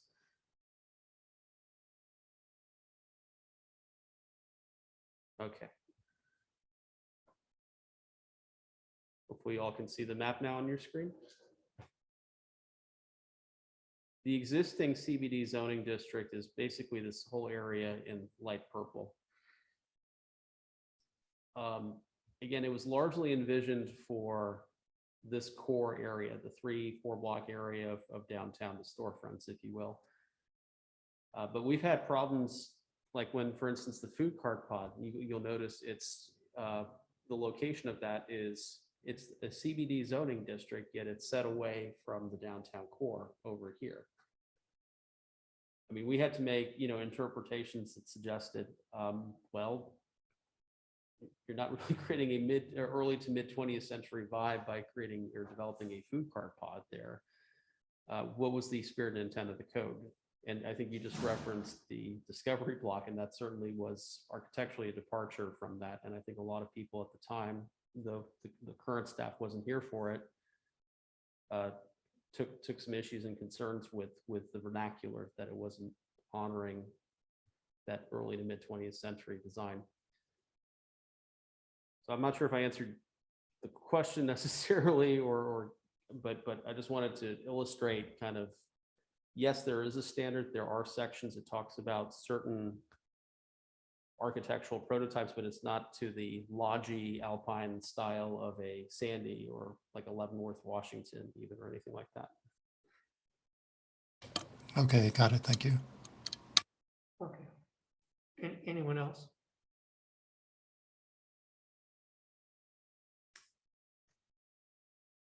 If I may, Mr. Chair, I'm going to go back to the map real quick because this is the next larger picture question that we wanted to ask the commission.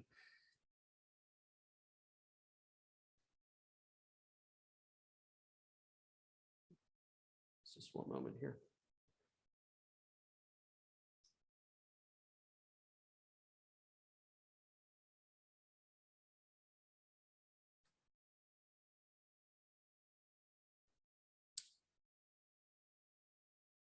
I'm going to take off the aerial here because that's a little distracting to see it.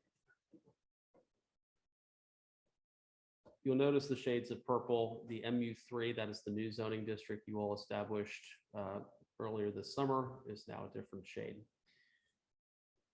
When the Halsey corridor folks were looking at where this storefront district should be, they indicated kind of this general area where you see CBD, but they also included other areas that were in MOH, which is currently this darker shade of purple.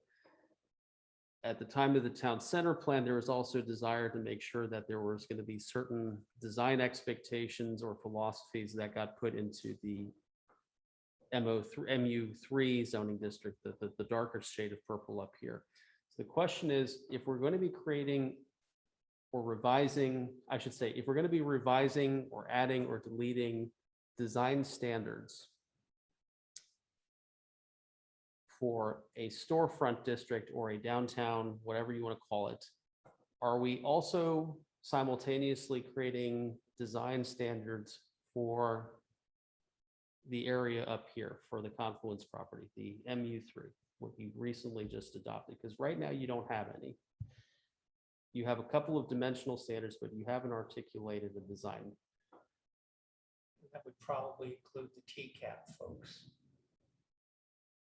I Potentially. would think.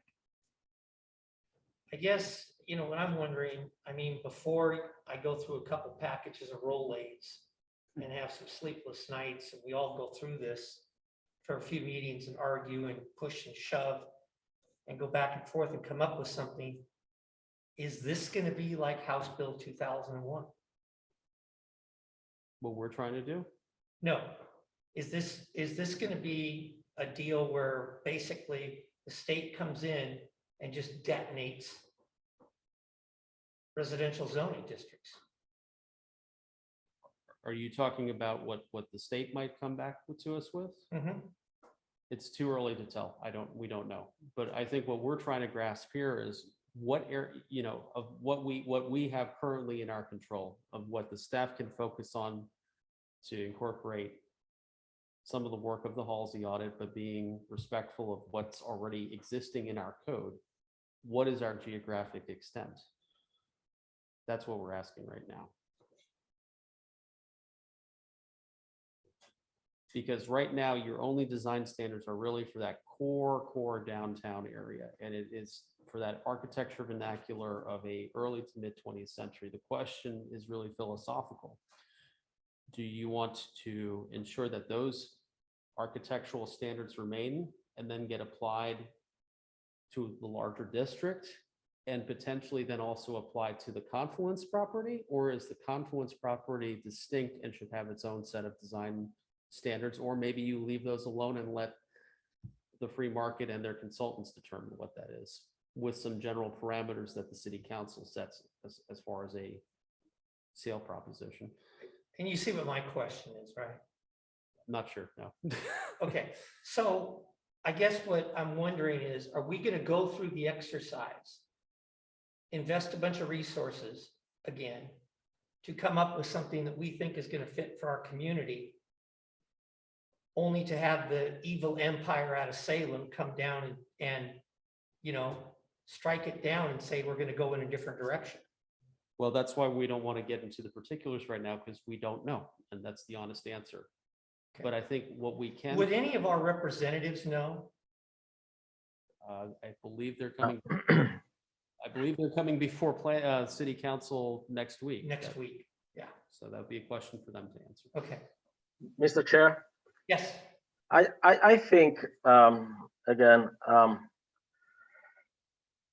prudence is always something that I suggest here, and I think in some respect we have to try to limit assumption and speculation about what the state or metro behavior might be. I think we have to do what we think is relevant for us.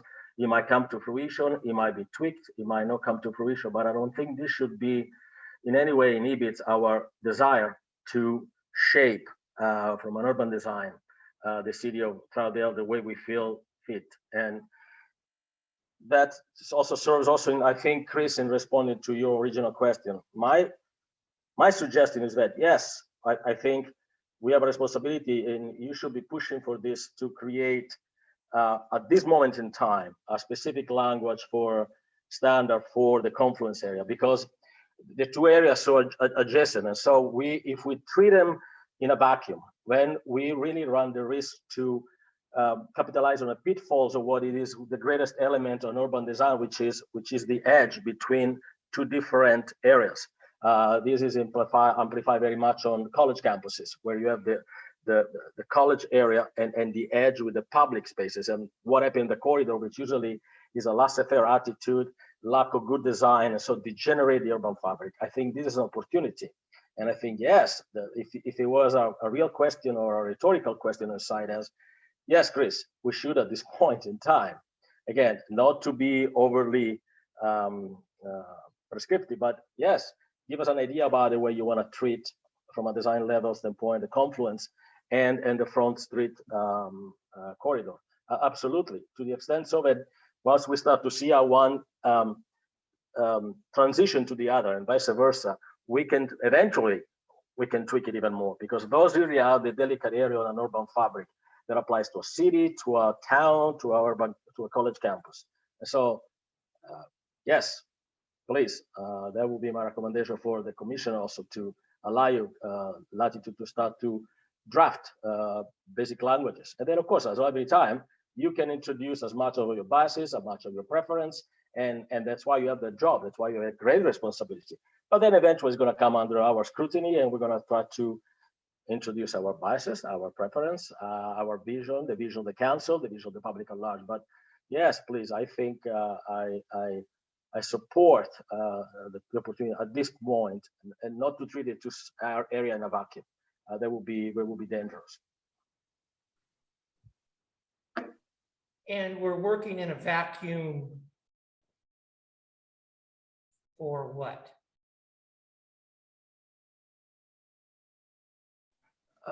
Mr. Chair, that was a question? Yeah. I'm not sure I understand. Well, you said 3 times just now that we're working in a vacuum. No, I was saying that by treating first by create a standard for the confluence area or by itself, and then eventually later on or before that create the one in for the front store, and then maybe 6 months later, 1 year later, to create one for the confluence. Will be treating in a vacuum by themselves. And while they need to be related at a certain point, there is an edge where adjacent, where the transition has to be is very important. So by approaching them at the same time, we can be attentive about that area or transition between one into the other. So in my mind, a better exercise is to treat them at the same time, even in large guidelines like Chris suggested, not too much in details yet, because again, eventually it's going to have the scrutiny of the planning commission, eventually the council. But I would start to treat them almost like a uniform campus district, and recognize that there is a difference, of course, because we had just established it. That was the intent of the language for vacuum. Okay. Anyone else?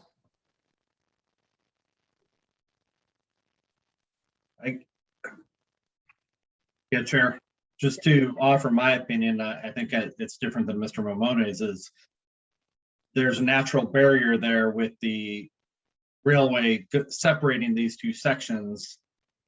You have the outlet mall right there, which is very new, very modern.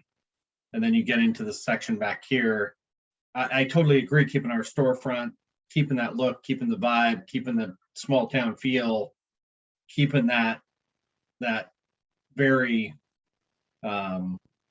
family type atmosphere down there. But I think that naturally, that other section naturally screams, I need a different change and a different look and a different vibe than the downtown storefront feel. So you would recommend one set of standards for downtown and another set of standards for the common? For the MU3, yes, I would. Mr. Chair, if I may, maybe I didn't explain myself very well. I agree with that. They should be different. I just absolutely they should. The nature itself, the fabric itself is different. What I was suggesting that we approach them at the same time, because at a certain point, even though there is a railroad track, but even in the Midwest, where I've been presented with 8-lane highway from one side of the other to the city, they introduce an architectural element where you don't feel you're walking on a bridge on an highway. You already feel part of the urban fabric is continuous. And then of course the two are different. That was my stand. But yes, they have to be different. We decided they are a bit different in different logistics. But there is again that edge that, in my mind, is best approach when working simultaneously with both of them. And then of course the other two are different. But there was a personal preference. All right. Anyone else? This is Commissioner Wilcox. I agree with Commissioner Wittrin. I don't see any reason why the confluence site needs to match the downtown district at all. It's, you know, what one big major difference is you're allowing 75 feet. So, you know, the some of the downtown businesses have kind of a Western false fronts look. So you don't see that on a 60, 70 foot building anywhere. So I'm completely open with something completely different in the confluence area. Thank you for the clarification, because I think one of the concerns we had from the results of the Halsey code audit and their proposed language was we felt that those standards could be more easily applied with less revision to the confluence property if that was the desired impact, but may not have been scaled accordingly to fit in neatly with the downtown existing standard. So that's kind of why we're asking that question, because it'll help determine the level of work for both sections of the community that we're trying to adjust for, if that makes sense. Okay. In other words, how much red ink are we spilling in one section versus another? So that's what we're trying to figure out. And I think we got clarification there that we were looking for. I'd love to hear Commissioner Prickett's thoughts on this, though. She has a lot of good input usually. I tend to agree with you that it's two different areas. And that I know we're supposed to, I mean, if it was along Halsey Street and it continued down like the Old Town feel, but again, you're looking at there's a major highway there with industrial area on the other side with a big self-storage sign. And then you have the outlet malls and you have the truck stops. And I just think it should fit more in with what's around it. Because again, it's divided by the railroad tracks. So again, I think it should be separated from the downtown because it's not, if it was connected directly to downtown, that'd be a different issue. But it isn't. It's totally separated. And what was down there originally was the old sewer treatment plant and the poolery or the La Brea tar pit, as we used to call it. So again, I think it's a different piece of property. It's not, and it's going to look different. It will be different. Like Commissioner Wilcox said, you got 75, if you have a 75-foot building, I mean, in the Old West, I don't think there was a 75-foot building. There might have been at the turn of the century, maybe. But again, I think it should be treated differently because it is different. It's not like we have a thing that says Gateway to the Gorge. And you can look down the street and you can see the gorge. Whereas if you're on a confluent property, you're not going to be able to see that same or have that same feel.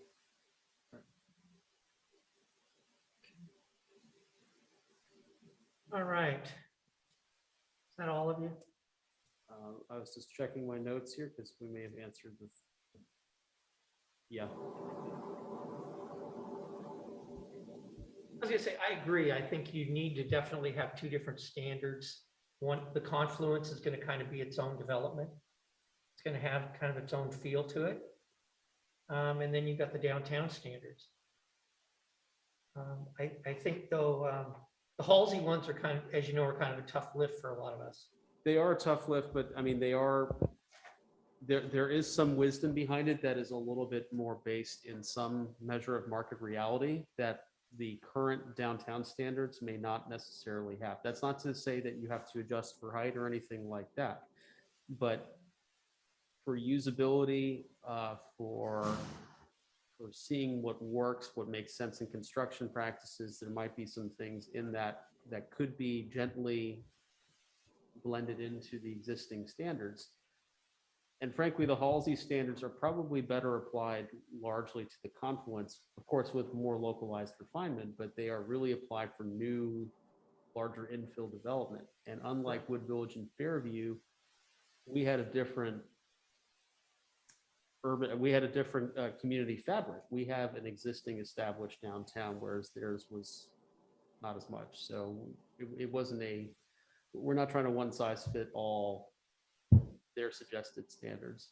And so that's, Well, which is what they were suggesting. well, no, I don't think that's, I think there was they were trying to find commonalities.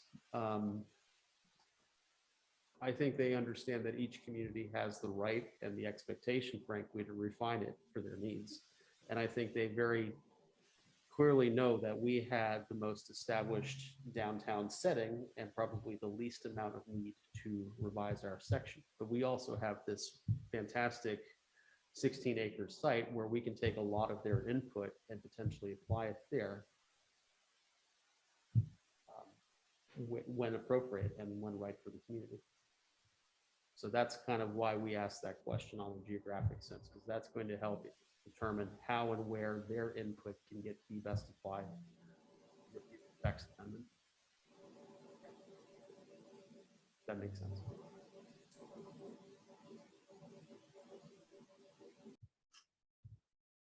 Commissioner Prickett?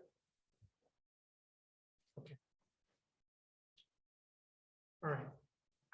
All right. We, again, because of the ambiguity of the whole state situation, which I think we'll have some better explanation or answers for you 2 weeks from now. That's probably as far as we can go tonight. Since you are not going to be rehearing the land use case file, that was, I believe, on our agenda for 2 weeks from tonight, was to continue this discussion or some measure of it. A couple of other communication items for you tonight. We have launched the community survey for the Parks Master Plan. We will send out an email to all of you with the link to that. We encourage all of you to take it as well as share it. So please be sure to do that.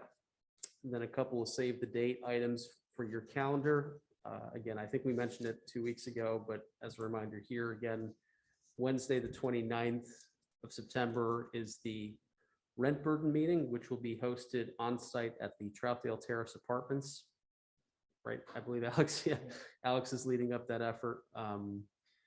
There's also an option to attend via Zoom, and certainly we'll record it. This will be a different format than the past couple of ones. I think it'll be a return ideally to the original rent burden discussion, where it'll be a lot of input.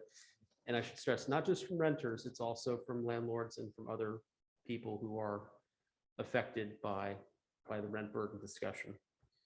And then the second save the date is October 20th. That one's a little less clear as far as if we'll have a physical presence or not. That is going to be the date of the Parks Master Plan open house, basically the communities. October 20th, it's a Wednesday. That'll be an opportunity for the community to provide additional feedback beyond the survey, to talk about their priorities, desired outcomes for the next round of long-term park planning and recreation planning for the community. Alex, Amber, are we forgetting anything or missing any other topic? Before I turn it back to you, Mr. Chair, some of you, I think we made the announcement already, but I wanted to take just a brief moment to again congratulate Amber for her soon-to-be grad school studies at PSU. I see you already have the gavel. I'm not sure if you're adjourning or hitting her, but Amber has been an absolute rock for our department, especially the past 6 months. She has done a lot of the heavy lifting, a lot of the behind-the-scenes work for a lot of the efforts you've seen, and I just wanted to formally recognize and appreciate your efforts. And I'm thrilled that we can still hang on to you, albeit in a reduced capacity, doing a lot of the logistical work. So again, good luck and thank you for everything. Thank you. So in 6 months, you got through 3 planners. Oh, shut up. Say it, I just- And on that additional note, we are interviewing our next planner, in addition to join Alex and I. We're interviewing next week, and ideally that candidate will arrive yesterday. So plenty of work to keep us all busy on that. Anything else? Yeah? Okay, we'll yield back. Okay. I just want to close down on this issue, and it's not that I don't want to do anything, I just want to be cautious. And it's very frustrating when this community has spent hundreds of thousands of dollars in the last few years. And I can't tell you how many volunteer hours and staff hours between Parks Master Plan and public facilities plans and town center plan and planning commission and all of these things. And because we've tried to engage with the community, and now we're getting told that might not matter because somebody might know better than we do. It's just a little frustrating. And I guess that's, you know, I understand what we got to do and we'll do it. But I don't want to get too far down the trail. And because I, for one, was on the town center team that met for 3 years. And I certainly don't want to go back and say, hey guys, we met for 3 years and it doesn't matter. Salem didn't like it. Well, and to be clear, that it's not like we're being isolated or anything like that. This is a top-down Nuclear approach. And you're not the only commission, and frankly, we're not the only staff that has frustrations about that potential situation.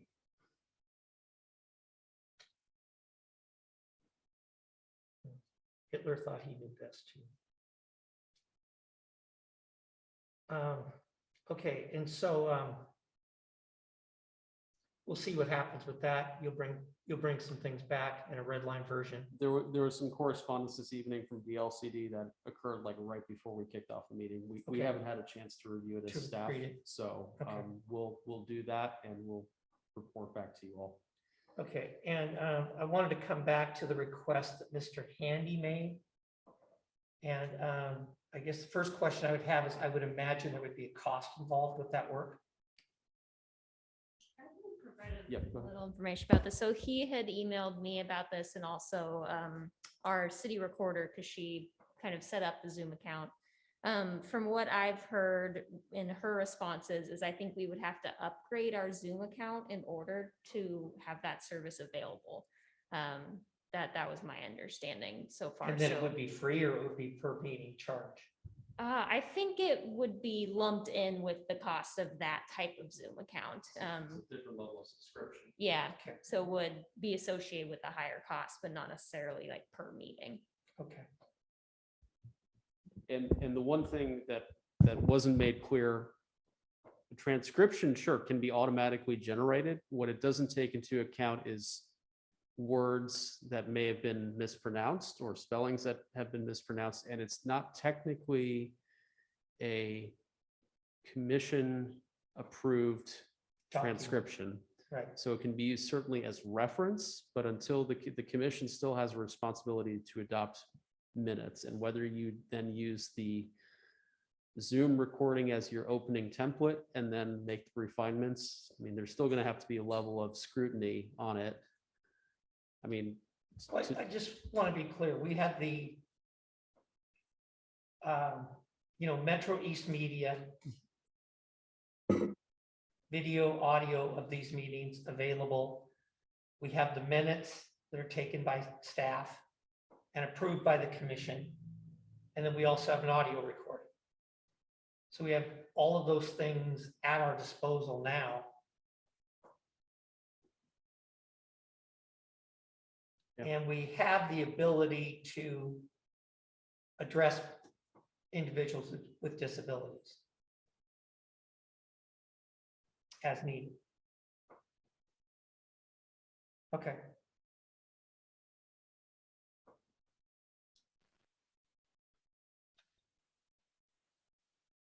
Chair, Yes. while we're talking about Mr. Handy, he kept referring back to the August 11th meeting where we haven't even approved those minutes yet. I felt like I was missing something in his discussion. Am I missing something, or we're still waiting on our minutes, right? To be approved before. So he said there was testimony that was not part of the record, and I do not believe that to be true. I think what his problem was that the findings of fact template that we provide you in your packet on the paper, our template does not capture the full record of oral or written commentary. It never has. Because No. a findings document is basically the planning commission has heard testimony. It's not said, but you go to the minutes to get the details of said testimony. But here are the facts of the case, and here's our decision on it. So what it sounded like he was seeking was that the findings document, the record, show the whole transcript. And frankly, that is not a template that we, or frankly any other city ever does. It's never been done that way. Well, not only that, you technically can't do it because you haven't approved minutes, and you can't approve minutes of the meeting that you're currently in or previously engaged in if you've continued the record. Yeah. So it's a little bit of a misunderstanding, I think, of what that document is. And I don't think we have quite the deficiency that he may believe there is. That answered my question. I don't think I was missing something. I think he was. Okay.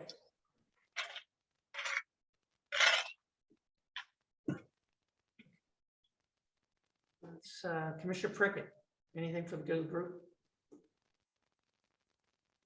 Just a reminder that kids are now back in school and it's been a year and a half. Just to pay attention to kids that are walking and crossing the street and the buses. Make sure you stop when those red lights are flashing. Because we've been out of that loop for a long time. So please be aware of our children. Thank you. Commissioner. Oh, and thank you, Amber.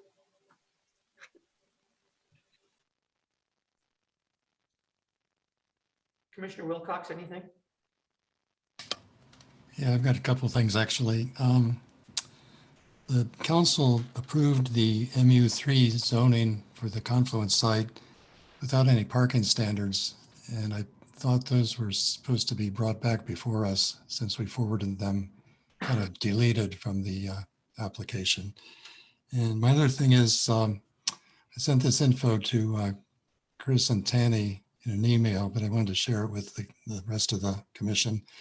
I was looking at the parking standards for Fairview, and I discovered that the Fox Ridge Apartments application, where they got credit for 14 on-street parking spaces on Halsey Loop, in the Fairview regulations, they specifically say that those, although those count toward satisfying the minimum parking requirements for the complex, those are also public parking spaces and they can't be reserved. They can't put up signs that say reserved for Fox Ridge Apartments. So I think that needs to be specified in our code in cases like that. And I think that's all I have for now. Thank you. Thanks, Commissioner Wilcox. Just to clarify, I don't think they can do that with on-street parking, correct? I don't know. They can, I don't think they can reserve on-street parking. It depends on the jurisdiction who owns the road. Okay, During the pandemic, we allowed the pizza place to have a 5-minute parking for pizza pickup. And that was an agreement with the pizza and Multnomah County. okay.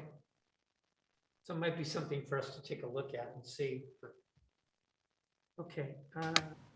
Oh, somewhat related to that, I've driven by Edgefield a couple of times recently, actually during concert nights, and the neighbors to the east in particular put out no concert parking signs.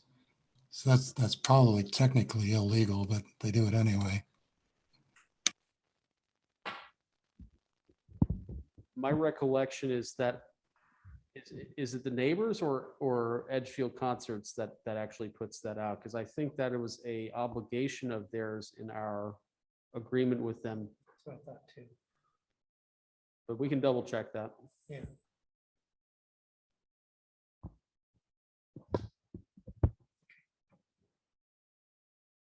Anything else, Commissioner Wilcox?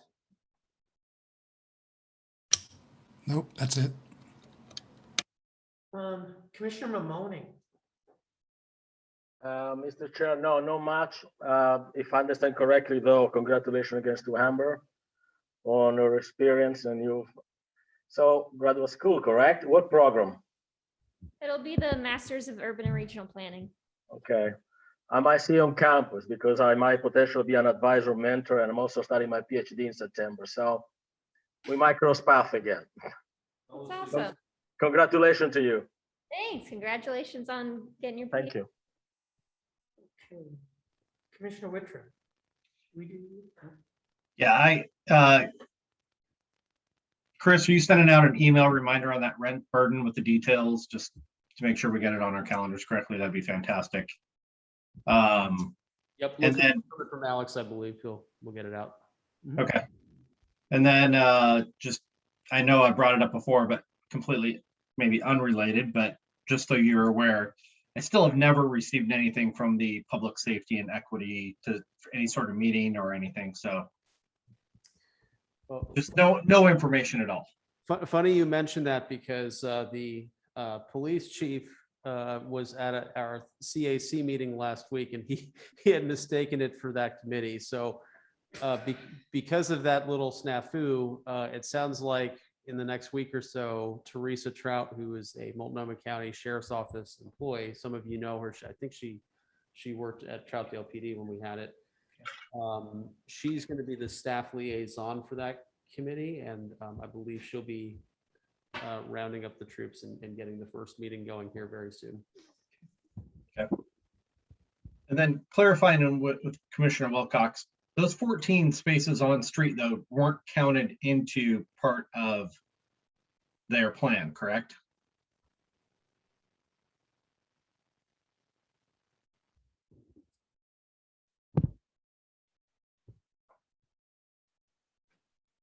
Chris?